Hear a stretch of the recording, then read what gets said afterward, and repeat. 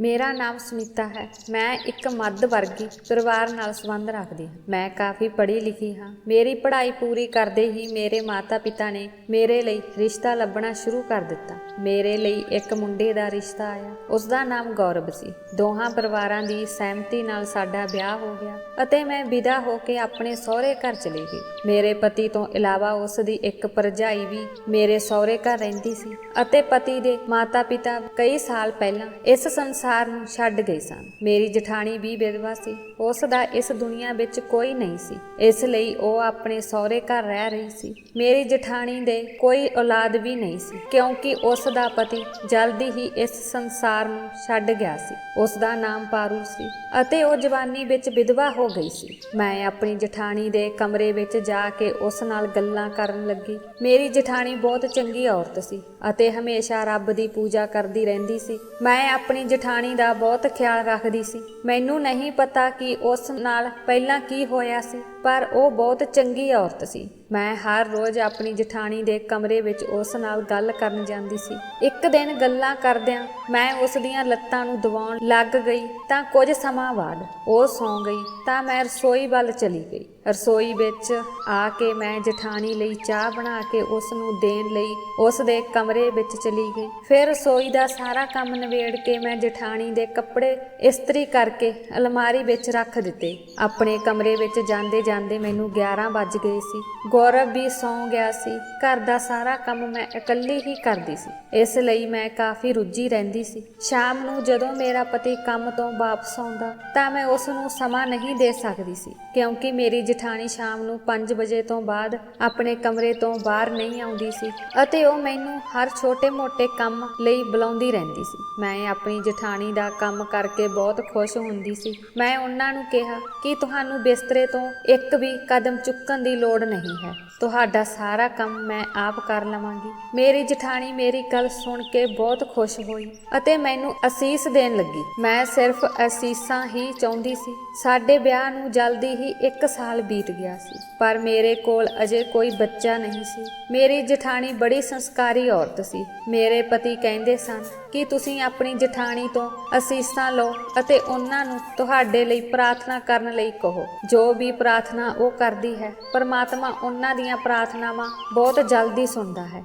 ਇਸ ਲਈ ਉਹਨਾਂ ਤੋਂ ਅਸੀਸਾਂ ਲੈਂਦੇ ਰਹੋ। ਮੇਰੀ ਜਠਾਣੀ ਸਾਡੇ ਗੁਆਂਢ ਵਿੱਚ ਹੀ ਬਹੁਤ ਮਸ਼ਹੂਰ ਸੀ। ਜੇਕਰ ਕਿਸੇ ਦਾ ਬੱਚਾ ਬਿਮਾਰ ਹੁੰਦਾ ਤਾਂ ਉਹ ਆਪਣੇ ਬੱਚੇ ਨੂੰ ਮੇਰੀ ਜਠਾਣੀ ਕੋਲ ਲੈ ਕੇ ਆਸ਼ੀਰਵਾਦ ਲੈਣ ਲਈ ਆਉਂਦੇ। ਮੇਰੇ ਪਤੀ ਨੇ ਇਹ ਵੀ ਕਿਹਾ ਸੀ ਕਿ ਜੇਕਰ ਤੁਸੀਂ ਮੈਨੂੰ ਖੁਸ਼ ਰੱਖਣਾ ਚਾਹੁੰਦੇ ਹੋ ਤਾਂ ਤੁਹਾਨੂੰ ਮੇਰੀ ਭਰਜਾਈ ਨੂੰ ਖੁਸ਼ ਰੱਖਣਾ ਹੋਵੇਗਾ ਅਤੇ ਹਮੇਸ਼ਾ ਉਸ ਦਾ ਖਿਆਲ ਰੱਖਣਾ ਹੋਵੇਗਾ। ਇਸ ਲਈ ਸਭ ਕੁਝ ਬਹੁਤ ਵਧੀਆ ਚੱਲ ਰਿਹਾ ਸੀ। ਫਿਰ ਇੱਕ ਦਿਨ ਕੁਝ ਅਜਿਹਾ ਹੋਇਆ ਜਿਸ ਨੇ ਮੇਰੀ ਜ਼ਿੰਦਗੀ ਨੂੰ ਹਿਲਾ ਕੇ ਰੱਖ ਦਿੱਤਾ ਅਤੇ ਇਹ ਰਾਜ ਵੀ ਖੁੱਲ ਗਿਆ ਸੀ ਕਿ ਮੈਨੂੰ ਇਸ ਦੁਨੀਆ ਵਿੱਚ ਸਭ ਤੋਂ ਵੱਧ ਨਫ਼ਰਤ ਕਿਸ ਨਾਲ ਹੈ। ਮੈਂ ਹਰ ਰਾਤ ਆਪਣੀ ਜਠਾਣੀ ਦੇ ਪੈਰ ਦਬਾਇਆ ਕਰਦੀ ਸੀ। ਇੱਕ ਦਿਨ ਜਦੋਂ ਮੈਂ ਆਪਣੀ ਜਠਾਣੀ ਦੇ ਪੈਰ ਦਬਾ ਕੇ ਵਾਪਸ ਆ ਰਹੀ ਸੀ ਤਾਂ ਰਾਤ ਦੇ 11 ਵੱਜ ਚੁੱਕੇ ਸਨ। ਮੈਂ ਕੁਝ ਸਮੇਂ ਤੋਂ ਨੀਂਦ ਦੀ ਬਿਮਾਰੀ ਦੀ ਮਰੀਜ਼ ਹੋ ਗਈ ਸੀ, ਇਸ ਲਈ ਮੈਨੂੰ ਨੀਂਦ ਦੀ ਦਵਾਈ ਖਾ ਕੇ ਹੀ ਨੀਂਦ ਆਉਣ ਲੱਗੀ। ਮੈਂ ਆਪਣੀਆਂ ਦਵਾਈਆਂ ਵਾਲਾ ਡੱਬਾ ਚੁੱਕਿਆ ਤਾਂ ਮੈਂ ਇਹ ਦੇਖ ਕੇ ਪਰੇਸ਼ਾਨ ਸੀ ਕਿ ਮੇਰੀ ਨੀਂਦ ਦੀ ਦਵਾਈ ਇਸ ਵਿੱਚ ਨਹੀਂ ਸੀ।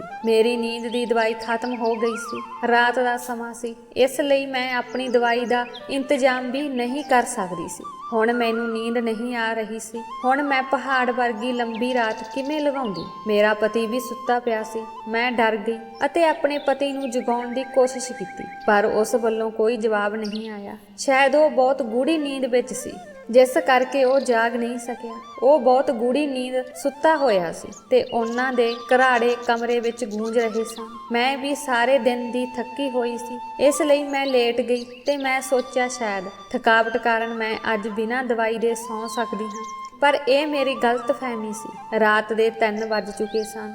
ਹੁਣ ਪਏ ਮੇਰੀ ਕਮਰ ਦਰਦ ਕਰਨ ਲੱਗੀ, ਪਰ ਮੈਨੂੰ ਨੀਂਦ ਨਹੀਂ ਆਈ, ਇਸ ਲਈ ਮੈਂ ਤੰਗ ਆ ਕੇ ਬੈਠ ਗਈ। ਮੈਂ ਬੋਰ ਹੋ ਰਹੀ ਸੀ ਤਾਂ ਮਨ ਵਿੱਚ ਖਿਆਲ ਆਇਆ ਕਿ ਮੈਂ ਆਪਣੀ ਜਠਾਣੀ ਦੇ ਕਮਰੇ ਵਿੱਚ ਜਾ ਕੇ ਉਸ ਦੇ ਕੋਲ ਬੈਠ ਜਾਵਾਂਗੀ। ਮੇਰੀ ਜਠਾਣੀ ਕਹਿੰਦੀ ਸੀ ਕਿ ਮੈਂ ਸਾਰੀ ਰਾਤ ਜਾਗਦੀ ਰਹਿੰਦੀ ਹਾਂ, ਮੈਨੂੰ ਨੀਂਦ ਨਹੀਂ ਆਉਂਦੀ, ਇਸ ਲਈ ਮੈਂ ਸੋਚਿਆ ਕਿ ਮੈਂ ਉਸ ਕੋਲ ਜਾਵਾਂਗੀ ਅਤੇ ਉਸ ਦੇ ਕਮਰੇ ਵਿੱਚ ਆਪਣਾ ਸਮਾਂ ਬਿਤਾਵਾਂਗੀ। ਮੇਰੀ ਜਠਾਣੀ ਦੇ ਕਮਰੇ ਵਿੱਚ ਇੱਕ ਮੰਦਿਰ ਬਣਿਆ ਹੋਇਆ ਹੈ। ਉਹ ਹਮੇਸ਼ਾ ਮੰਦਿਰ ਅੱਗੇ ਬੈਠ ਕੇ ਪੂਜਾ ਪਾਠ ਕਰਦੀ ਰਹਿੰਦੀ ਸੀ। ਜਿਵੇਂ ਹੀ ਮੈਂ ਆਪਣਾ ਕਮਰਾ ਛੱਡ ਕੇ ਆਪਣੀ ਜਠਾਣੀ ਦੇ ਕਮਰੇ ਵੱਲ ਗਈ ਤਾਂ ਮੈਨੂੰ ਕਿਸੇ ਬੰਦੇ ਦੀ ਗੱਲਾਂ ਕਰਨ ਦੀ ਆਵਾਜ਼ ਸੁਣਾਈ ਦੇਣ ਲੱਗੀ। ਅਚਾਨਕ ਇਹ ਆਵਾਜ਼ ਸੁਣ ਕੇ ਮੇਰੇ ਪੈਰ ਚੱਲਦੇ ਕਦਮ ਰੁਕ ਗਏ। ਇਹ ਕਿਵੇਂ ਮੁਮਕਿਨ ਸੀ ਕਿ ਮੇਰੀ ਜਠਾਣੀ ਦੇ ਕਮਰੇ ਵਿੱਚੋਂ ਕਿਸੇ ਆਦਮੀ ਦੇ ਬੋਲਣ ਦੀ ਆਵਾਜ਼ ਆ ਰਹੀ ਸੀ। ਮੈਂ ਸੋਚਿਆ ਕਿ ਇਹ ਮੇਰਾ ਭਰਮ ਹੋ ਸਕਦਾ ਹੈ, ਇਸ ਲਈ ਮੈਂ ਥੋੜਾ ਹੋਰ ਅੱਗੇ ਵਧੀ। ਫਿਰ ਉਸ ਆਦਮੀ ਨੇ ਮੇਰੀ ਜਠਾਣੀ ਦਾ ਨਾਂ ਲਿਆ ਅਤੇ ਮੇਰੀ ਜਠਾਣੀ ਦਾ ਨਾਂ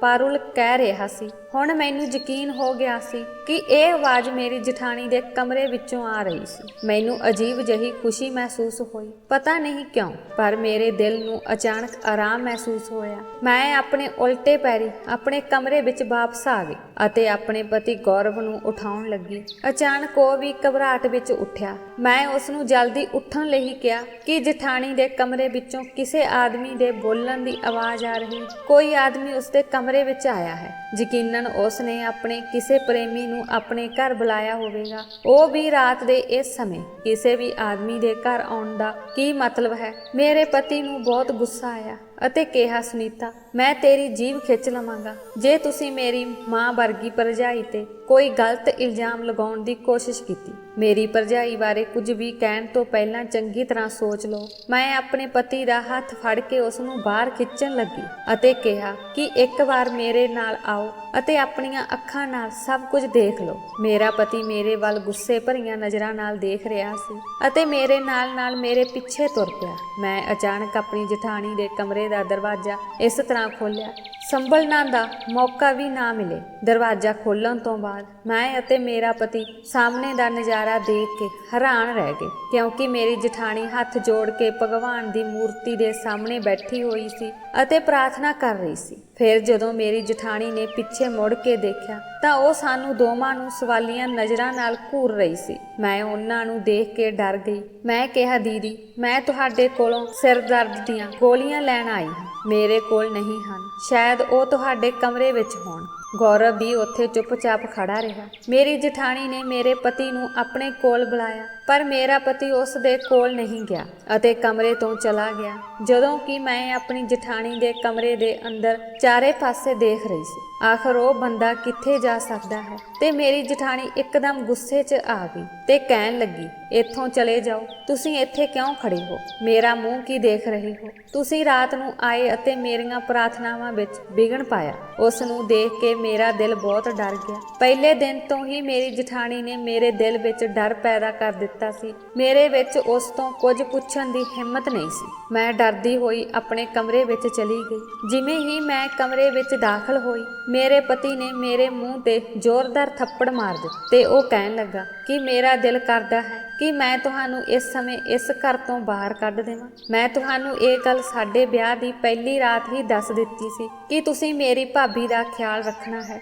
ਅਤੇ ਜੇਕਰ ਮੈਂ ਕਦੇ ਵੀ ਤੁਹਾਡੇ ਤੋਂ ਭਾਬੀ ਬਾਰੇ ਕੋਈ ਵੀ ਮਾੜੀ ਗੱਲ ਸੁਣੀ ਤਾਂ ਮੈਂ ਤੁਹਾਨੂੰ ਬਖਸ਼ਾਂਗਾ ਨਹੀਂ। ਪਰ ਮੈਂ ਹੁਣ ਤੁਹਾਨੂੰ ਇੱਕ ਆਖਰੀ ਮੌਕਾ ਦੇ ਰਿਹਾ ਹਾਂ। ਮੈਂ ਤੈਨੂੰ ਇਹ ਮੌਕਾ ਇਸ ਲਈ ਦੇ ਰਿਹਾ ਹਾਂ ਕਿਉਂਕਿ ਤੂੰ ਮੇਰੀ ਭਰਜਾਈ ਦੀ ਪਸੰਦ ਹੈ, ਪਰ ਅੱਜ ਤੋਂ ਬਾਅਦ ਜੇ ਤੇਰੇ ਮੂੰਹੋਂ ਕੋਈ ਅਜਿਹੀ ਗੱਲ ਨਿਕਲੀ ਤਾਂ ਮੈਂ ਤੈਨੂੰ ਤਲਾਕ ਦੇ ਕੇ ਇਸ ਘਰੋਂ ਕੱਢ ਦੇਵਾਂਗਾ ਤੇ ਮੈਨੂੰ ਇਸ ਦਾ ਕੋਈ ਪਛਤਾਵਾ ਨਹੀਂ ਹੋਵੇਗਾ ਕਿ ਮੈਂ ਤੈਨੂੰ ਤਲਾਕ ਦੇ ਕੇ ਘਰੋਂ ਕੱਢ ਦਿੱਤਾ।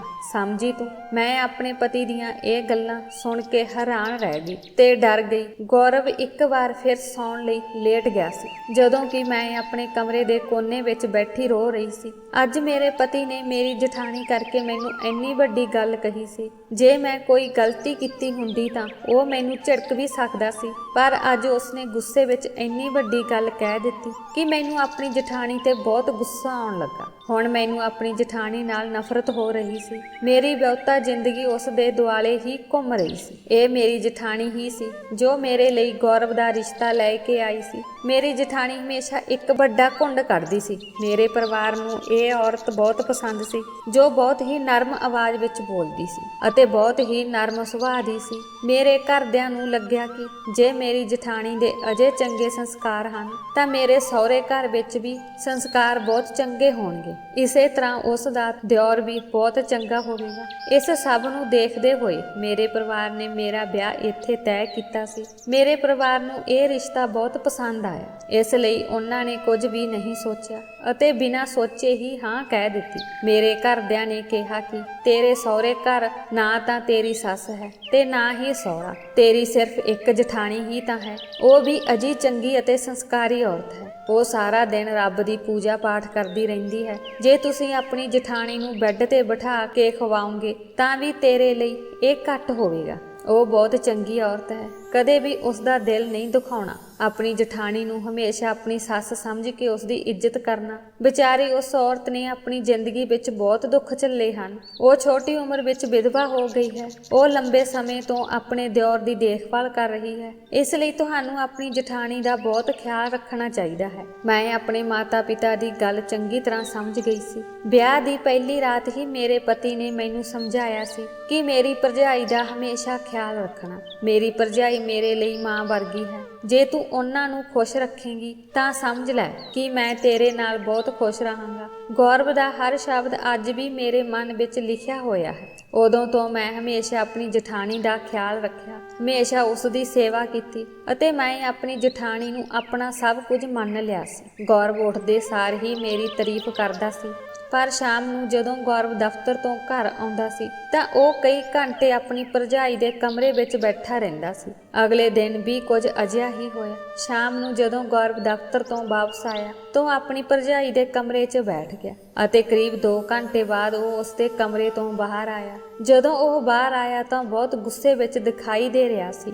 ਗੱਲਾਂ ਕਰਦਿਆਂ ਉਹ ਮੈਨੂੰ ਆਪਣਾ ਗੁੱਸਾ ਦਿਖਾ ਰਿਹਾ ਸੀ। ਜਦੋਂ ਮੈਂ ਉਸ ਨੂੰ ਕਾਰਨ ਪੁੱਛਿਆ ਤਾਂ ਉਸ ਨੇ ਕਿਹਾ ਕਿ ਸ਼ਾਇਦ ਤੁਸੀਂ ਉਹ ਸਾਰੀਆਂ ਗੱਲਾਂ ਭੁੱਲ ਗਏ ਹੋ ਜੋ ਮੈਂ ਤੁਹਾਨੂੰ ਸਾਡੇ ਵਿਆਹ ਦੀ ਪਹਿਲੀ ਰਾਤ ਨੂੰ ਦੱਸੀਆਂ ਸਨ। ਮੈਂ ਤੈਨੂੰ ਕਿਹਾ ਸੀ ਕਿ ਮੇਰੀ ਭਰਜਾਈ ਦਾ ਖਿਆਲ ਰੱਖਣਾ, ਪਰ ਤੂੰ ਬਹੁਤ ਲਾਪਰਵਾਹ ਹੈ। ਉਸ ਦੀਆਂ ਇਹ ਗੱਲਾਂ ਸੁਣ ਕੇ ਮੇਰਾ ਦਿਲ ਟੁੱਟ ਗਿਆ। ਮੈਂ ਬਹੁਤ ਰੋ ਰਹੀ ਸੀ ਕਿਉਂਕਿ ਮੈਨੂੰ ਨਹੀਂ ਪਤਾ ਕਿ ਮੇਰੀ ਜਠਾਣੀ ਨੂੰ ਮੇਰੀ ਕਿਹੜੀ ਗੱਲ ਬੁਰੀ ਲੱਗ ਗਈ ਹੋਵੇਗੀ। ਮੈਨੂੰ ਡਰ ਸੀ ਕਿ ਕਿਤੇ ਗੌਰਵ ਮੇਰੇ ਨਾਲ ਨਾਰਾਜ਼ ਨਾ ਹੋ ਜਾਵੇ। ਮੈਂ ਫਿਰ ਦਿਨ ਰਾਤ ਆਪਣੀ ਜਠਾਣੀ ਦੀ ਸੇਵਾ ਕਰਨ ਲੱਗ ਪਈ। ਪਰਮਾਤਮਾ ਦੀ ਕਿਰਪਾ ਨਾਲ ਮੇਰਾ ਪਤੀ ਮੇਰੇ ਤੋਂ ਦੁਬਾਰਾ ਇੰਪ੍ਰੈਸ ਹੋ ਗਿਆ ਅਤੇ ਹੁਣ ਸਭ ਕੁਝ ਆਮ ਵਾਂਗ ਹੋ ਗਿਆ ਸੀ। ਇੱਕ ਦਿਨ ਮੈਂ ਆਪਣੇ ਪਤੀ ਨੂੰ ਜਿੱਦ ਕੀਤੀ ਕਿ ਉਹ ਮੈਨੂੰ ਰਾਤ ਦੇ ਖਾਣੇ ਲਈ ਬਾਹਰ ਲੈ ਜਾਵੇ। ਜਦੋਂ ਤੋਂ ਸਾਡੀ ਪਤੀ ਪਤਨੀ ਦਾ ਵਿਆਹ ਹੋਇਆ ਹੈ ਅਸੀਂ ਕਿਤੇ ਬਾਹਰ ਨਹੀਂ ਗਏ ਸੀ, ਭਾਵੇਂ ਸਾਡੇ ਵਿਆਹ ਨੂੰ 1.5 ਸਾਲ ਹੋ ਗਿਆ ਸੀ। ਅਸੀਂ ਦੋਵੇਂ ਆਪਣੀ ਜ਼ਿੰਦਗੀ ਵਿੱਚ ਬਹੁਤ ਖੁਸ਼। ਸ਼ਾਮ ਨੂੰ ਜਦੋਂ ਗੌਰਵ ਦਫ਼ਤਰ ਤੋਂ ਘਰ ਆਇਆ ਤਾਂ ਮੈਂ ਤਿਆਰ ਹੋ ਕੇ ਉਸ ਦੀ ਉਡੀਕ ਕਰ ਰਹੀ ਸੀ। ਮੈਂ ਬਹੁਤ ਚੰਗੀ ਤਰ੍ਹਾਂ ਤਿਆਰ ਹੋਈ ਸੀ। ਮੈਂ ਬਲੈਕ ਕਲਰ ਦੀ ਸਾੜੀ ਪਾਈ ਹੋਈ ਸੀ ਅਤੇ ਇਸ 'ਚ ਕਾਫੀ ਸੁੰਦਰ ਲੱਗ ਰਹੀ ਸੀ। ਜਿਵੇਂ ਹੀ ਮੇਰਾ ਪਤੀ ਆਇਆ ਉਹ ਫਰੈਸ਼ ਹੋ ਗਿਆ ਅਤੇ ਉਸ ਤੋਂ ਬਾਅਦ ਅਸੀਂ ਦੋਵੇਂ ਡਿਨਰ ਕਰਨ ਚਲੇ ਗਏ। ਮੇਰਾ ਪਤੀ ਮੈਨੂੰ ਰਾਤ ਦੇ ਖਾਣੇ ਲਈ ਸ਼ਹਿਰ ਦੇ ਸਭ ਤੋਂ ਵੱਡੇ ਰੈਸਟੋਰੈਂਟ ਵਿੱਚ ਲੈ ਗਿਆ। ਉੱਥੇ ਬਹੁਤ ਵਧੀਆ ਲੱਗਾ। ਅਸੀਂ ਬਹੁਤ ਇੰਜੋਏ ਕੀਤਾ। ਘਰ ਜਾਣ ਦਾ ਮਨ ਹੀ ਨਹੀਂ ਕਰ ਰਿਹਾ। ਗੌਰਵ ਨੇ ਮੇਰੇ ਨਾਲ ਵਾਅਦਾ ਕੀਤਾ ਕਿ ਹੁਣ ਉਹ ਅਕਸਰ ਮੈਨੂੰ ਘਰੋਂ ਬਾਹਰ ਖਾਣੇ ਲਈ ਲੈ ਕੇ ਆਇਆ ਕਰਨਗੇ, ਪਰ ਮੈਨੂੰ ਪਤਾ ਨਹੀਂ ਸੀ ਕਿ ਉਹ ਆਪਣੇ ਕੀਤੇ ਵਾਅਦੇ ਨੂੰ ਪੂਰਾ ਕਰਨਗੇ ਜਾਂ ਨਹੀਂ, ਕਿਉਂਕਿ ਇਸ ਵਾਰ ਵੀ ਉਹ ਮੇਰੇ ਕਹਿਣ ਤੇ ਹੀ ਘਰੋਂ ਬਾਹਰ ਆਈ ਸੀ। 11 ਵੱਜ ਚੁੱਕੇ ਸਨ ਜਦੋਂ ਅਸੀਂ ਘਰ ਵਾਪਸ ਆਏ, ਪਰ ਘਰ ਦੇ ਅੰਦਰ ਦਾਖਲ ਹੁੰਦੇ ਹੀ ਘਰ ਦੇ ਅੰਦਰ ਦਾ ਨਜ਼ਾਰਾ ਦੇਖ ਕੇ ਅਸੀਂ ਦੰਗ ਰਹਿ ਗਏ। ਮੇਰੀ ਜਠਾਣੀ ਘਰ ਦੇ ਵਿਹੜੇ ਵਿੱਚ ਬੈਠੀ ਸੀ। ਉਸ ਦੇ ਦੋਹਾਂ ਹੱਥਾਂ ਵਿੱਚ ਆਪਣੇ ਪਤੀ ਦੀ ਫੋਟੋ ਸੀ ਅਤੇ ਉਹ ਉੱਚੀ ਉੱਚੀ ਰੋ ਰਹੀ ਸੀ ਅਤੇ ਆਪਣੇ ਪਤੀ ਦੀ ਫੋਟੋ ਨੂੰ ਦੇਖ ਕੇ ਕਹਿ ਰਹੀ ਸੀ ਕਿ ਹੁਣ ਤੇਰੇ ਜਾਣ ਤੋਂ ਬਾਅਦ ਗੌਰਵ ਵੀ ਬਦਲ ਗਿਆ ਹੈ ਅਤੇ ਉਹ ਉੱਚੀ ਉੱਚੀ ਰੋ ਰਹੀ ਸੀ।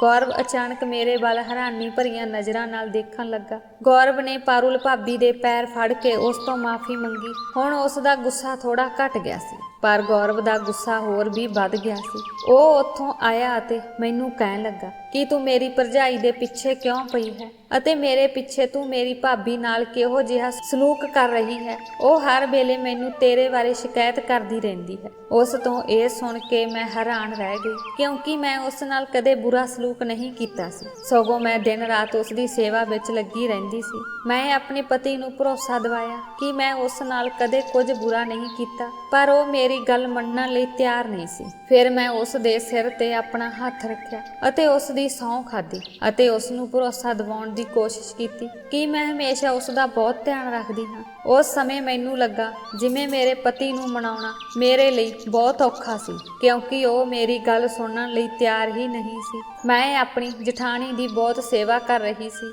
ਪਰ ਇਸ ਦੇ ਉਲਟ ਉਹ ਮੇਰੇ ਪਤੀ ਨੂੰ ਮੇਰੇ ਬਾਰੇ ਸ਼ਿਕਾਇਤ ਕਰ ਰਹੀ ਸੀ। ਹੁਣ ਜ਼ਿੰਦਗੀ ਵਿੱਚ ਅੱਗੇ ਵਧ ਕੇ ਮੈਨੂੰ ਅਹਿਸਾਸ ਹੋ ਗਿਆ ਸੀ ਕਿ ਜੇ ਅਸੀਂ ਕਿਸੇ ਦਾ ਭਲਾ ਕਰਦੇ ਹਾਂ ਤਾਂ ਬਦਲੇ ਵਿੱਚ ਬੁਰਾਈ ਜ਼ਰੂਰ ਮਿਲਦੀ ਹੈ। ਅਸੀਂ ਆਪਣੀ ਜ਼ਿੰਦਗੀ ਦੀਆਂ ਸਭ ਤੋਂ ਵੱਡੀਆਂ ਸਮੱਸਿਆਵਾਂ ਨੂੰ ਹੱਲ ਕਰ ਸਕਦੇ ਹਾਂ, ਪਰ ਕਿਸੇ ਨੂੰ ਯਕੀਨ ਦਿਵਾਉਣਾ ਇੱਕ ਬਹੁਤ ਵੱਡੀ ਗੱਲ ਹੁੰਦੀ ਹੈ। ਹੁਣ ਜਦੋਂ ਮੈਂ ਆਪਣੀ ਜਠਾਣੀ ਦੇ ਕਮਰੇ ਵਿੱਚੋਂ ਇੱਕ ਆਦਮੀ ਦੀ ਆਵਾਜ਼ ਸੁਣੀ ਸੀ ਤਾਂ ਮੈਂ ਸੋਚਿਆ ਸੀ ਕਿ ਮੈਂ ਔਰਤ ਬਾਰੇ ਸੱਚਾਈ ਦਾ ਪਤਾ ਜ਼ਰੂਰ ਲਗਾਵਾਂਗੀ।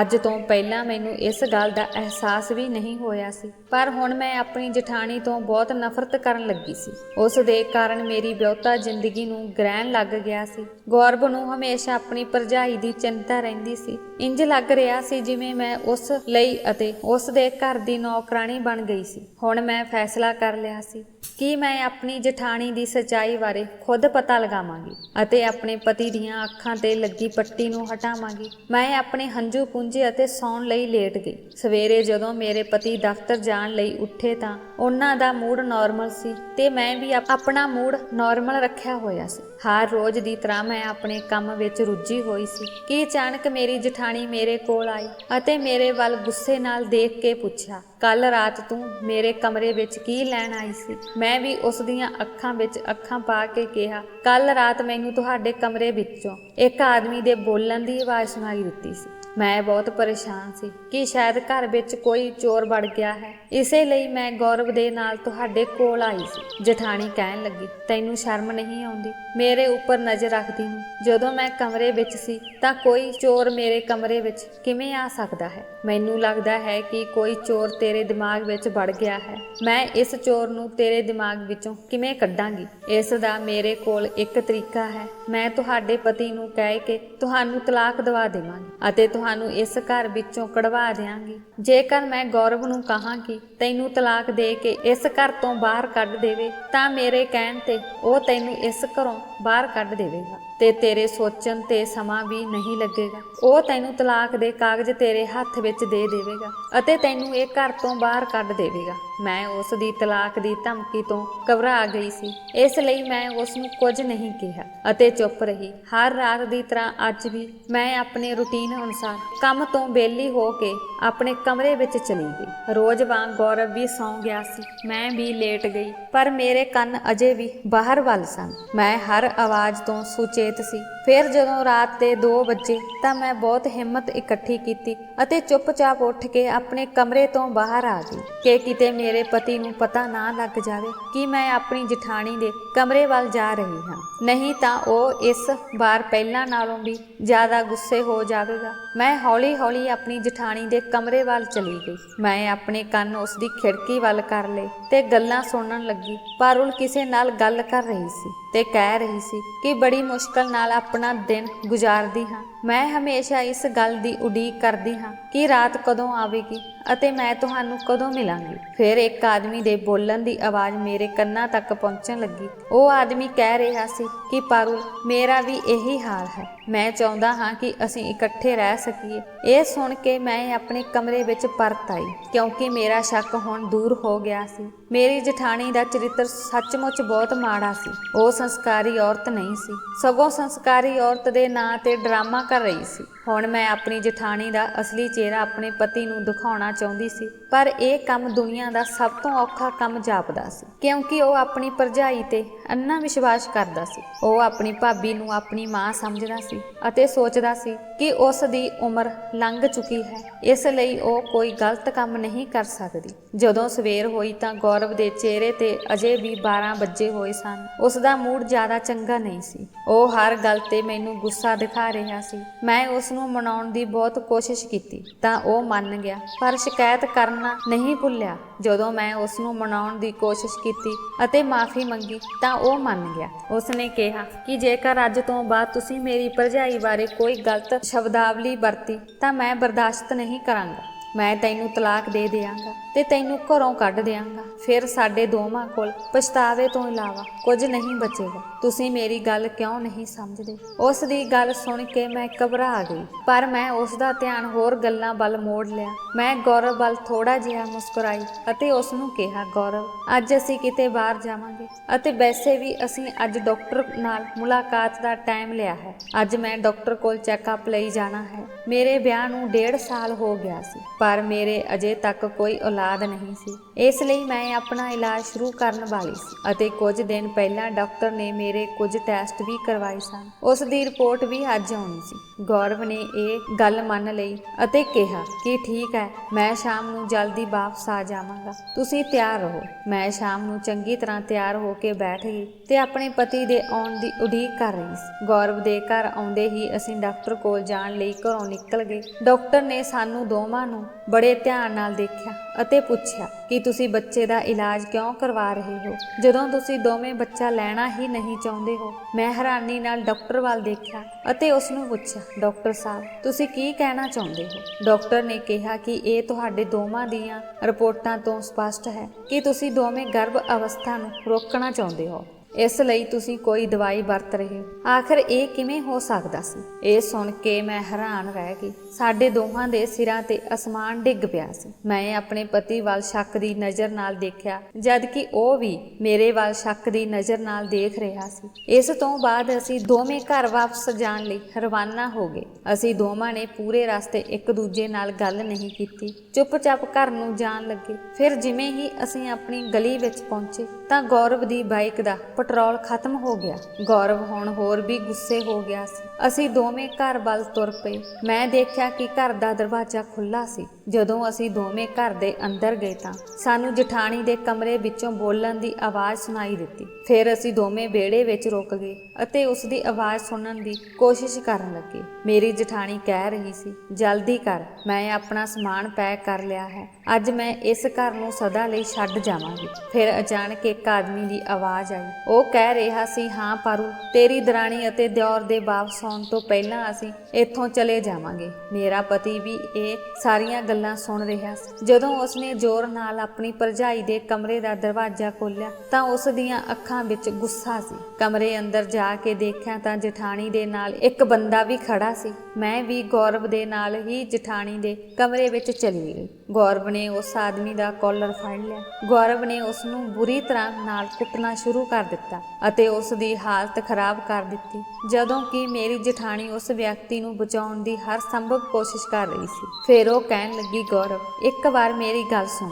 ਗੌਰਵ, ਰੱਬ ਦਾ ਵਾਸਤਾ, ਇੱਕ ਵਾਰ ਮੇਰੀ ਗੱਲ ਛੱਡ ਦਿਓ, ਉਹ ਬੇਕਸੂਰ ਹੈ। ਫਿਰ ਗੌਰਵ ਨੇ ਅੱਗੇ ਆ ਕੇ ਆਪਣੀ ਮਾਂ ਵਰਗੀ ਭਰਜਾਈ ਦੇ ਮੂੰਹ ਤੇ ਥੱਪੜ ਮਾਰ ਦਿੱਤਾ। ਮੈਨੂੰ ਇਹ ਦੇਖ ਕੇ ਬਹੁਤ ਖੁਸ਼ੀ ਹੋਈ, ਕਿਉਂਕਿ ਉਹ ਔਰਤ ਸਾਨੂੰ ਇੰਨੇ ਸਮੇਂ ਤੋਂ ਮੂਰਖ ਬਣਾ ਰਹੀ ਸੀ। ਆਦਮੀ ਸੋਫੇ ਤੇ ਡਿੱਗ ਪਿਆ ਸੀ ਤੇ ਮੇਰੀ ਜਠਾਣੀ ਵੀ ਬੁਰੀ ਤਰ੍ਹਾਂ ਰੋ ਰਹੀ ਸੀ। ਮੈਂ ਪੂਰੀ ਤਰ੍ਹਾਂ ਘਬਰਾ ਗਈ ਸੀ ਕਿ ਅੱਜ ਮੇਰੇ ਪਤੀ ਨੇ ਆਪਣੀ ਭਰਜਾਈ ਤੇ ਕਿਵੇਂ ਹੱਥ ਉਠਾ ਦਿੱਤਾ। ਅਚਾਨਕ ਮੇਰੀ ਜਠਾਣੀ ਮੇਰੇ ਕੋਲ ਆਈ ਅਤੇ ਮੇਰੇ ਸਾਹਮਣੇ ਹੱਥ ਜੋੜ ਕੇ ਬੋਲੀ, ਸੁਨੀਤਾ, ਗੌਰਵ ਨੂੰ ਸਮਝਾਓ, ਰੱਬ ਦਾ ਵਾਸਤਾ, ਘੱਟੋ ਘੱਟ ਇੱਕ ਵਾਰ ਮੇਰੀ ਗੱਲ ਤਾਂ ਸੁਣੋ, ਮੈਨੂੰ ਬੋਲਣ ਦਾ ਮੌਕਾ ਤਾਂ ਦਿਓ। ਪਰ ਮੈਨੂੰ ਵੀ ਬਹੁਤ ਗੁੱਸਾ ਆ ਰਿਹਾ ਸੀ। ਮੇਰਾ ਉਸ ਨੂੰ ਧੱਕਾ ਦੇ ਕੇ ਇਸ ਘਰੋਂ ਬਾਹਰ ਕੱਢਣ ਦਾ ਮਨ ਕਰਦਾ ਸੀ, ਪਰ ਫਿਰ ਮੈਂ ਉਸ ਦੀ ਗੱਲ ਸੁਣਨ ਦਾ ਮਨ ਬਣਾ ਲਿਆ ਸੀ। ਮੈਂ ਗੌਰਵ ਨੂੰ ਵੀ ਰੋਕ ਲਿਆ ਅਤੇ ਉਹ ਬੰਦਾ ਸੋਫੇ ਤੇ ਬੈਠ ਗਿਆ। ਉਹ ਬੁਰੀ ਤਰ੍ਹਾਂ ਜ਼ਖਮੀ ਹੋ ਗਿਆ ਕਿਉਂਕਿ ਮੇਰੇ ਪਤੀ ਨੇ ਉਸ ਨੂੰ ਬਹੁਤ ਕੁੱਟਿਆ ਸੀ। ਮੈਂ ਮੇਰੀ ਜਠਾਣੀ ਨੂੰ ਕਿਹਾ, ਤੁਸੀਂ ਕੀ ਕਹਿਣਾ ਚਾਹੁੰਦੇ ਹੋ? ਅਤੇ ਮੈਂ ਗੌਰਵ ਨੂੰ ਕਿਹਾ ਕਿ ਉਹ ਇੱਕ ਵਾਰ ਆਪਣੀ ਭਾਬੀ ਦੀ ਗੱਲ ਸੁਣ ਲਵੇ। ਭਾਬੀ ਨੇ ਦੱਸਿਆ ਕਿ ਉਸ ਦਾ ਇਸ ਵਿਅਕਤੀ ਨਾਲ 3 ਸਾਲਾਂ ਤੋਂ ਅਫੇਅਰ ਚੱਲ ਰਿਹਾ ਹੈ। ਇਸ ਵਿਅਕਤੀ ਨੇ ਉਸ ਦੇ ਪਤੀ ਦੀ ਮੌਤ ਤੋਂ ਬਾਅਦ ਹੀ ਉਸ ਨੂੰ ਪ੍ਰਪੋਜ਼ ਕੀਤਾ ਸੀ। ਮੇਰੀ ਜਠਾਣੀ ਨੇ ਦੱਸਿਆ ਕਿ ਉਸ ਦਾ ਨਾਮ ਵਿਪੁਲ ਹੈ ਅਤੇ ਉਹ ਮੈਨੂੰ ਵਿਆਹ ਤੋਂ ਪਹਿਲਾਂ ਹੀ ਪਸੰਦ ਕਰਦਾ ਸੀ। ਹੁਣ ਜਦੋਂ ਉਸ ਨੂੰ ਪਤਾ ਲੱਗਾ ਕਿ ਮੇਰੇ ਪਤੀ ਦੀ ਮੌਤ ਹੋ ਗਈ ਹੈ ਤਾਂ ਉਹ ਮੈਨੂੰ ਹੋਰ ਵੀ ਪਸੰਦ ਕਰਨ ਲੱਗ ਪਿਆ ਅਤੇ ਮੇਰੇ ਨਾਲ ਦੁਬਾਰਾ ਵਿਆਹ ਕਰਨਾ ਚਾਹੁੰਦਾ ਸੀ। ਵਿਪੁਲ ਦੀ ਭੈਣ ਮੇਰੇ ਭਰਾ ਦੀ ਪਤਨੀ ਸੀ ਅਤੇ ਮੇਰੇ ਵਿਆਹ ਤੋਂ ਪਹਿਲਾਂ ਮੈਂ ਵਿਪੁਲ ਦੀ ਭੈਣ ਨੂੰ ਬਹੁਤ ਤੰਗ ਕੀਤਾ ਸੀ। ਵਿਪੁਲ ਮੇਰੀ ਭਰਜਾਈ ਭਰਜਾਈ ਦਾ ਛੋਟਾ ਭਰਾ ਹੈ। ਮੈਂ ਆਪਣੀ ਭਰਜਾਈ ਦੀ ਜ਼ਿੰਦਗੀ ਵਿੱਚ ਬੁਰੀ ਤਰ੍ਹਾਂ ਨਾਲ ਜ਼ਹਿਰ ਘੋਲ ਦਿੱਤਾ ਸੀ ਅਤੇ ਜਦੋਂ ਮੈਂ ਆਪਣੇ ਭਰਾ ਨੂੰ ਉਕਸਾਉਂਦੀ ਸੀ ਤਾਂ ਮੇਰਾ ਭਰਾ ਮੇਰੀ ਭਰਜਾਈ ਨੂੰ ਬੁਰੀ ਤਰ੍ਹਾਂ ਕੁੱਟਦਾ ਸੀ। ਮੇਰੀ ਭਾਬੀ ਹਰ ਪੱਖੋਂ ਬਹੁਤ ਚੰਗੀ ਸੀ। ਉਹ ਇੱਕ ਸਮਝਦਾਰ ਕੁੜੀ ਸੀ। ਇਸੇ ਲਈ ਮੈਂ ਆਪਣੇ ਭਰਾ ਨਾਲ ਉਸ ਦਾ ਰਿਸ਼ਤਾ ਤੈਅ ਕੀਤਾ ਸੀ। ਮੇਰੀ ਜਠਾਣੀ ਰੋਂਦੀ ਹੋਈ ਆਪਣੀ ਕਹਾਣੀ ਸੁਣਾ ਰਹੀ ਸੀ।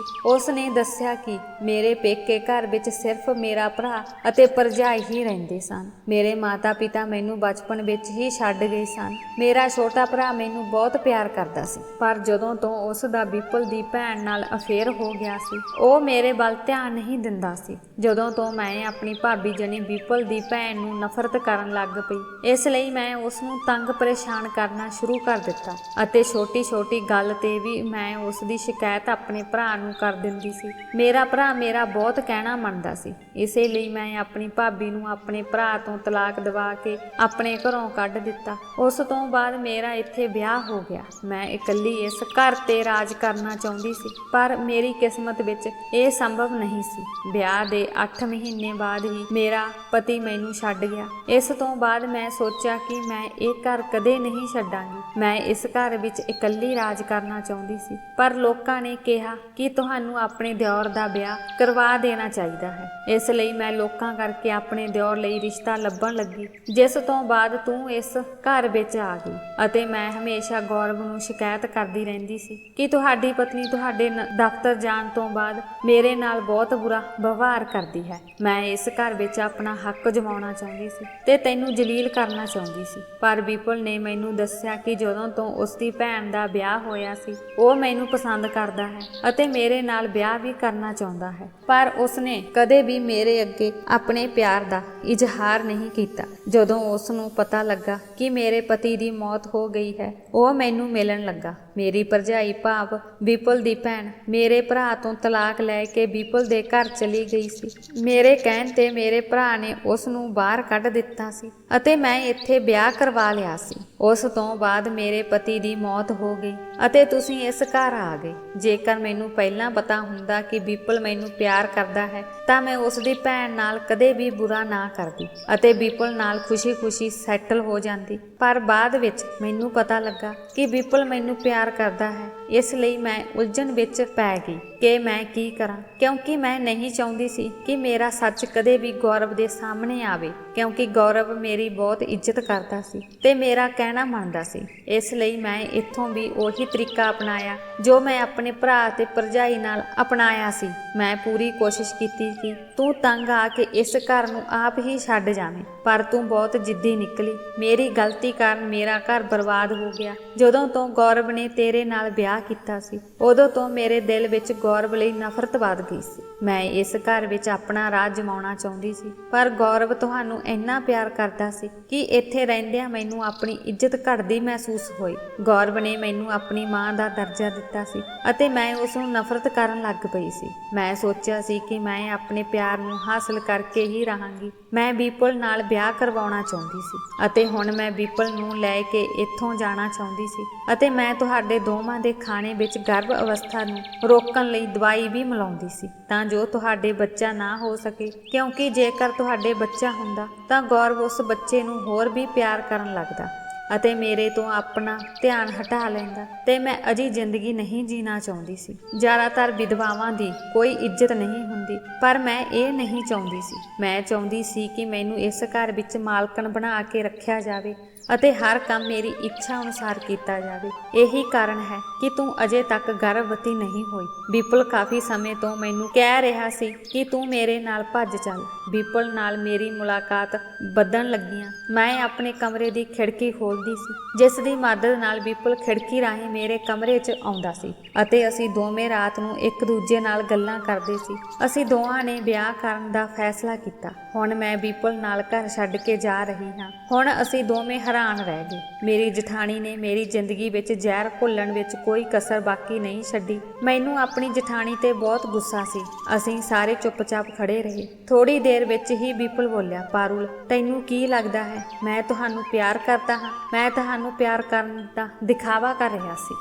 ਮੈਂ ਕਿਸੇ ਨਾ ਕਿਸੇ ਬਹਾਨੇ ਤੈਨੂੰ ਇੱਥੋਂ ਭਜਾ ਕੇ ਕਿਸੇ ਸੜਕ ਦੇ ਕਿਨਾਰੇ ਛੱਡ ਦੇਣਾ ਸੀ। ਕੀ ਮੈਂ ਨਹੀਂ ਜਾਣਦਾ ਕਿ ਤੂੰ ਮੇਰੀ ਭੈਣ ਨਾਲ ਕਿੰਨਾ ਬੁਰਾ ਕੀਤਾ ਹੈ? ਤੇਰੇ ਕਰਕੇ ਮੇਰੀ ਭੈਣ ਅੱਜ ਤਲਾਕਸ਼ੁਦਾ ਹੈ। ਤੇਰੇ ਘਰ ਬੈਠੀ ਦਿਨ ਰਾਤ ਖੂਨ ਦੇ ਹੰਝੂ ਰੋ ਰਹੀ ਹੈ। ਆਪਣੀ ਭੈਣ ਨੂੰ ਦੇਖ ਕੇ ਮੈਨੂੰ ਸਭ ਤੋਂ ਵੱਧ ਗੁੱਸਾ ਤੇਰੇ ਤੇ ਹੀ ਆਉਂਦਾ ਸੀ। ਇਸ ਲਈ ਮੈਂ ਤੇਰੇ ਨਾਲ ਪਿਆਰ ਕਰਨ ਦਾ ਦਿਖਾਵਾ ਕੀਤਾ ਅਤੇ ਤੈਨੂੰ ਆਪਣੇ ਪਿਆਰ ਦੇ ਜਾਲ ਵਿੱਚ ਫਸਾ ਲਿਆ। ਮੈਨੂੰ ਪਤਾ ਸੀ ਕਿ ਤੂੰ ਬਹੁਤ ਲਾਲਚੀ ਔਰਤ ਸੀ। ਤੂੰ ਹਰ ਘਰ ਦੇ ਰਾਜ ਕਰਨਾ ਚਾਹੁੰਦੀ ਸੀ। ਇਸੇ ਲਈ ਤੁਸੀਂ ਆਪਣੇ ਭਰਾ ਦੀ ਜ਼ਿੰਦਗੀ ਬਰਬਾਦ ਕਰ ਦਿੱਤੀ ਅਤੇ ਹੁਣ ਇੱਥੇ ਤੂੰ ਆਪਣੀ ਦਰਾਣੀ ਦੀ ਜ਼ਿੰਦਗੀ ਉਸੇ ਤਰ੍ਹਾਂ ਬਰਬਾਦ ਕਰਨ ਜਾ ਰਹੀ ਸੀ। ਮੈਂ ਫੈਸਲਾ ਕਰ ਲਿਆ ਸੀ ਕਿ ਮੈਂ ਇਸ ਘਰ ਤੇਰੇ ਤੋਂ ਬਦਲਾ ਲਵਾਂਗਾ।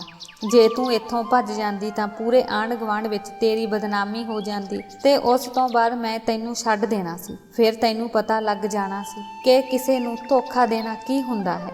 ਜਿਵੇਂ ਤੂੰ ਮੇਰੀ ਭੈਣ ਨੂੰ ਅਪਮਾਨ ਕੀਤਾ, ਇਸ ਤਰ੍ਹਾਂ ਮੈਂ ਵੀ ਤੈਨੂੰ ਸਾਰੀ ਦੁਨੀਆ ਦੇ ਸਾਹਮਣੇ ਜਲੀਲ ਕਰਨਾ ਚਾਹੁੰਦਾ ਸੀ। ਪਰ ਇਸ ਤੋਂ ਪਹਿਲਾਂ ਇਹਨਾਂ ਦੋਵਾਂ ਨੂੰ ਸਾਡੀ ਸੱਚਾਈ ਦਾ ਪਤਾ ਲੱਗ ਗਿਆ। ਤੈਨੂੰ ਕੀ ਲੱਗਦਾ ਕਿ ਮੈਂ ਤੇਰੇ ਨਾਲ ਵਿਆਹ ਕਰਨਾ ਚਾਹੁੰਦਾ ਹਾਂ? ਇਹ ਤੇਰੀ ਵੱਡੀ ਗਲਤਫਹਿਮੀ ਹੈ। ਮੈਂ ਤਾਂ ਬਸ ਤੈਥੋਂ ਬਦਲਾ ਲੈਣਾ ਚਾਹੁੰਦਾ ਸੀ। ਇਸੇ ਲਈ ਮੈਂ ਤੇਰੇ ਨਾਲ ਪਿਆਰ ਦੀ ਖੇਡ ਖੇਡ ਰਿਹਾ ਸੀ ਤੇ ਤੈਨੂੰ ਮਿਲਣ ਲਈ ਹਰ ਰੋਜ਼ ਇੱਥੇ ਆਉਂਦਾ ਸੀ। ਮੈਂ ਤੇਰੇ ਵਰਗੀ ਔਰਤ ਨਾਲ ਕਦੇ ਵੀ ਵਿਆਹ ਨਹੀਂ ਕਰ ਸਕਦਾ ਜੋ ਦੂਜਿਆਂ ਦੇ ਘਰ ਉਜਾੜਦੀ ਹੈ। ਇਸ ਲਈ ਉਸ ਦਾ ਆਪਣਾ ਘਰ ਵੀ ਨਹੀਂ ਬਚ ਸਕਦਾ। ਇਹ ਕਹਿ ਕੇ ਵਿਪੁਲ ਬਾਹਰ ਚਲਾ ਗਿਆ। ਮੇਰੀ ਜਠਾਣੀ ਨੇ ਗੇਟ ਤੱਕ ਵਿਪੁਲ ਦਾ ਪਿੱਛਾ ਕੀਤਾ। ਉਹ ਵਿਪੁਲ ਦੇ ਸਾਹਮਣੇ ਬੁਰੀ ਤਰ੍ਹਾਂ ਰੋ ਰਹੀ ਸੀ। ਉਹ ਕਹਿ ਰਹੀ ਸੀ ਕਿ ਕਿਰਪਾ ਕਰਕੇ ਮੈਨੂੰ ਆਪਣੇ ਨਾਲ ਲੈ ਜਾਓ। ਤੁਸੀਂ ਮੈਨੂੰ ਬਹੁਤ ਵੱਡਾ ਧੋਖਾ ਦਿੱਤਾ ਹੈ। ਜੋ ਕੁਝ ਮੈਂ ਤੁਹਾਡੀ ਭੈਣ ਨਾਲ ਕੀਤਾ ਉਸ ਲਈ ਮੈਨੂੰ ਮਾਫ ਕਰ ਦਿਓ, ਪਰ ਕਿਰਪਾ ਕਰਕੇ ਮੈਨੂੰ ਸਵੀਕਾਰ ਕਰ ਲਓ। ਪਰ ਵਿਪੁਲ ਨੇ ਉਸ ਦੀ ਇੱਕ ਨਾ ਸੁਣੀ ਅਤੇ ਉਸ ਨੂੰ ਧੱਕਾ ਦੇ ਦਿੱਤਾ। ਉਸ ਤੋਂ ਬਾਅਦ ਗੌਰਵ ਨੇ ਭਰਜਾਈ ਦਾ ਹੱਥ ਫੜ ਕੇ ਉਸ ਨੂੰ ਕਮਰੇ 'ਚ ਬੰਦ ਕਰ ਦਿੱਤਾ। ਉਹ ਹੈਰਾਨ ਸੀ ਕਿ ਉਸ ਦੀ ਆਪਣੀ ਭਰਜਾਈ, ਜਿਸ ਨੂੰ ਉਹ ਆਪਣੀ ਮਾਂ ਵਾਂਗ ਸਮਝਦਾ ਸੀ, ਉਹ ਭਰਜਾਈ ਉਸ ਦੀ ਜ਼ਿੰਦਗੀ ਵਿੱਚ ਜ਼ਹਿਰ ਘੋਲ ਰਹੀ ਸੀ। ਇਸ ਹਾਦਸੇ ਦੇ 3 ਦਿਨਾਂ ਬਾਅਦ ਮੇਰੇ ਪਤੀ ਨੇ ਮੇਰੀ ਜਠਾਣੀ ਦਾ ਵਿਆਹ ਇੱਕ 50 ਸਾਲ ਦੇ ਬਜ਼ੁਰਗ ਨਾਲ ਕਰਨ ਦਾ ਫੈਸਲਾ ਕੀਤਾ। ਮੇਰੀ ਜਠਾਣੀ ਵਿਆਹ ਲਈ ਤਿਆਰ ਨਹੀਂ ਸੀ, ਪਰ ਮੇਰੇ ਪਤੀ ਨੇ ਕਿਹਾ ਸੀ ਕਿ ਹੁਣ ਮੇਰਾ ਭਰਾ ਇਸ ਦੁਨੀਆ ਵਿੱਚ ਨਹੀਂ ਰਿਹਾ, ਇਸ ਲਈ ਇਸ ਘਰ ਅਤੇ ਇਸ ਜਾਇਦਾਦ ਵਿੱਚ ਤੇਰਾ ਕੋਈ ਹਿੱਸਾ ਨਹੀਂ ਹੈ। ਇਸ ਲਈ ਤੂੰ ਹੁਣ ਇਸ ਘਰ ਵਿੱਚ ਨਹੀਂ ਰਹਿ ਸਕਦੀ। ਮੈਂ ਤੈਨੂੰ ਇਸ ਤਰ੍ਹਾਂ ਸੜਕਾਂ ਤੇ ਰੋਲਣ ਲਈ ਨਹੀਂ ਛੱਡ ਸਕਦਾ। ਤੂੰ ਇੱਕ ਔਰਤ ਹੈ, ਇਸ ਲਈ ਮੈਂ ਤੁਹਾਡੀ ਇੱਜ਼ਤ ਕਰਦਾ ਹਾਂ। ਜੇ ਤੂੰ ਇਸ ਬੰਦੇ ਨਾਲ ਵਿਆਹ ਕਰਾ ਲਿਆ ਤਾਂ ਤੇਰੇ ਘਰ ਵੀ ਬਸ ਜਾਵੇਗਾ, ਨਹੀਂ ਤਾਂ ਮੈਂ ਤੈਨੂੰ ਇਸ ਘਰੋਂ ਕੱਢ ਦੇਵਾਂਗਾ। ਤੇਰਾ ਆਪਣਾ ਕੋਈ ਨਹੀਂ ਹੈ, ਇਹ ਮੈਂ ਚੰਗੀ ਤਰ੍ਹਾਂ ਜਾਣਦਾ ਹਾਂ। ਇਸ ਲਈ ਮੈਂ ਤੈਨੂੰ ਘਰ ਘਰ ਠੋਕਰ ਖਾਣ ਲਈ ਨਹੀਂ ਛੱਡਣਾ ਚਾਹੁੰਦਾ। ਤੇਰੇ ਲਈ ਚੰਗਾ ਰਹੇਗਾ ਕਿ ਤੁਸੀਂ ਚੁੱਪਚਾਪ ਵਿਆਹ ਕਰ ਲਓ ਅਤੇ ਆਪਣਾ ਘਰ ਬਸਾ ਲਓ। ਮੇਰੀ ਭਰਜਾਈ ਨੇ ਹੁਣ ਹਾਰ ਮੰਨ ਲਈ ਸੀ, ਇਸ ਲਈ ਉਸਨੇ ਵਿਆਹ ਕਰਨਾ ਬਿਹਤਰ ਸਮਝਿਆ ਅਤੇ ਚੁੱਪਚਾਪ ਉਸ 50 ਸਾਲ ਦੇ ਆਦਮੀ ਨਾਲ ਵਿਆਹ ਕਰ ਲਿਆ। ਉਸ ਨੂੰ ਵਧਾਈ ਦਿੰਦੇ ਹੋਏ ਗੌਰਵ ਨੇ ਕਿਹਾ ਕਿ ਅੱਜ ਤੋਂ ਬਾਅਦ ਤੇਰੇ ਅਤੇ ਮੇਰੇ ਵਿਚਕਾਰ ਜੋ ਵੀ ਰਿਸ਼ਤਾ ਸੀ ਉਹ ਖਤਮ ਹੋ ਗਿਆ ਹੈ। ਆਪਣਾ ਘਰ ਬਸਾ ਲਓ, ਇਸ ਵਿੱਚ ਹੀ ਤੇਰਾ ਫਾਇਦਾ ਹੈ। ਜੇ ਤੂੰ ਉੱਥੋਂ ਮੇਰੇ ਘਰ ਵਾਪਸ ਆਈ ਤਾਂ ਮੈਂ ਤੈਨੂੰ ਇਸ ਘਰ ਵਿੱਚ ਨਹੀਂ ਰੱਖਾਂਗਾ, ਕਿਉਂਕਿ ਹੁਣ ਇਸ ਘਰ ਵਿੱਚ ਤੇਰੇ ਲਈ ਕੁਝ ਨਹੀਂ ਬਚਿਆ। ਇਸ ਘਰ ਦੇ ਦਰਵਾਜ਼ੇ ਤੇਰੇ ਲਈ ਸਦਾ ਲਈ ਬੰਦ ਹਨ। ਮੇਰੀ ਜਠਾਣੀ ਆਪਣੇ ਪਤੀ ਨਾਲ ਰੋਂਦੀ ਹੋਈ ਚਲੀ ਗਈ ਸੀ। ਜਠਾਣੀ ਦੇ ਜਾਣ ਤੋਂ ਬਾਅਦ ਮੇਰੇ ਪਤੀ ਨੇ ਹੱਥ ਜੋੜ ਕੇ ਮੇਰੇ ਤੋਂ ਮਾਫੀ ਮੰਗੀ। ਮੈਂ ਆਪਣੇ ਪਤੀ ਨੂੰ ਮਾਫ ਕਰ ਦਿੱਤਾ ਸੀ। ਹੁਣ ਮੈਂ ਆਪਣੇ ਪਤੀ ਨਾਲ ਬਹੁਤ ਖੁਸ਼ ਹਾਂ। ਕੁਝ ਸਮੇਂ ਬਾਅਦ ਮੈਂ ਇੱਕ ਸੁੰਦਰ ਧੀ ਨੂੰ ਜਨਮ ਦਿੱਤਾ। ਜਠਾਣੀ ਨਾਲ ਸਾਡੇ ਸਾਰੇ ਰਿਸ਼ਤੇ ਖਤਮ ਹੋ ਗਏ। ਹੁਣ ਮੈਂ ਆਪਣੇ ਸਹੁਰੇ ਘਰ ਬੜੀ ਖੁਸ਼ੀ ਨਾਲ ਰਹਿ ਰਹੀ ਹਾਂ। ਮੇਰੀ ਪੂਰੀ ਜ਼ਿੰਦਗੀ ਖੁਸ਼ੀਆਂ ਨਾਲ ਭਰੀ ਹੋਈ ਹੈ। ਮੇਰਾ ਪਤੀ ਮੈਨੂੰ ਬਹੁਤ ਪਿਆਰ ਕਰਦਾ ਹੈ। ਜੋ ਵਿਅਕਤੀ ਕਿਸੇ ਨਾਲ ਗਲਤ ਕਰਦਾ ਹੈ ਉਹ ਆਪਣੀ ਜ਼ਿੰਦਗੀ ਵਿੱਚ ਹੀ ਦੁੱਖ ਝੱਲਦਾ ਹੈ। ਮੇਰੀ ਜਠਾਣੀ ਨੇ ਵੀ ਕੁਝ ਅਜਿਹਾ ਹੀ ਕੀਤਾ ਸੀ। ਵਿਪੁਲ ਉਹਨਾਂ ਤੋਂ ਬਦਲਾ ਲੈ ਰਿਹਾ ਸੀ ਅਤੇ ਜਿਵੇਂ ਹੀ ਉਹਨਾਂ ਦਾ ਬਦਲਾ ਪੂਰਾ ਹੋ ਗਿਆ ਉਹ ਮੇਰੀ ਜਠਾਣੀ ਨੂੰ ਛੱਡ ਗਿਆ ਸੀ। ਹੁਣ ਸ਼ਾਇਦ ਮੇਰੀ ਜਠਾਣੀ ਆਪਣੀ ਜ਼ਿੰਦਗੀ ਵਿੱਚ ਖੁਸ਼ ਹੈ, ਪਰ ਉਸਨੇ ਜੋ ਵੀ ਕੀਤਾ ਉਹ ਬਹੁਤ ਗਲਤ ਕੀਤਾ ਸੀ। ਦੋਸਤੋ, ਮੈਨੂੰ ਉਮੀਦ ਹੈ ਕਿ ਤੁਹਾਨੂੰ ਸਾਡੀ ਕਹਾਣੀ ਪਸੰਦ ਆਈ ਹੋਵੇਗੀ। ਜੇਕਰ ਤੁਹਾਨੂੰ ਕਹਾਣੀ ਚੰਗੀ ਲੱਗੀ ਤਾਂ ਵੀਡੀਓ ਨੂੰ ਲਾਈਕ ਕਰੋ। ਜੇਕਰ ਚੈਨਲ ਤੇ ਨਵੇਂ ਹੋ ਤਾਂ ਚੈਨਲ ਨੂੰ ਸਬਸਕ੍ਰਾਈਬ ਕਰੋ ਅਤੇ ਹਾਂ, ਨੋਟੀਫਿਕੇਸ਼ਨ ਘੰਟੀ ਨੂੰ ਜ਼ਰੂਰ ਦਬਾਓ ਤਾਂ ਜੋ ਅਗਲੀ ਅਪਡੇਟ ਤੁਹਾਨੂੰ ਸਭ ਤੋਂ ਪਹਿਲਾਂ ਮਿਲ ਸਕੇ। ਧੰਨਵਾਦ।